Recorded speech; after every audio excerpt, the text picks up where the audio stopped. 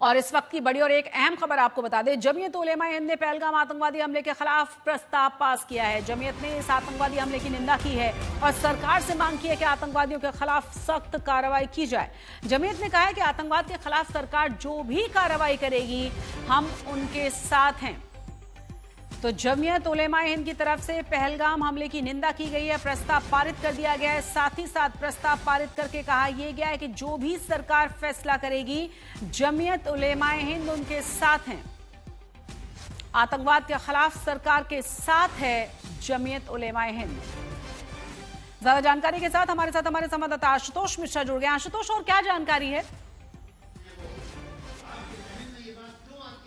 2 दिन की जमीयत उलेमा हिंद की वर्किंग कमेटी की यहाँ बैठक चल रही है और देश के अलग अलग राज्यों से जो जमीयत के अलग अलग मुस्लिम संगठनों के नुमाइंदे हैं वो यहाँ पर। प्रस्ताव दरअसल जमीयत का ये है कि पहलगाम आतंकी जो हमले हैं उसकी निंदा, उसकी कड़ी निंदा की गई है। उसके साथ साथ ये भी कहा गया कि कैसे कश्मीर के लोगों ने ऐसे समय में लोगों की मदद की और इस प्रस्ताव में कड़ी निंदा की। हम उसी बैठक में दरअसल मौजूद हैं जहां पर इस समय प्रस्ताव पढ़ा जा रहा है।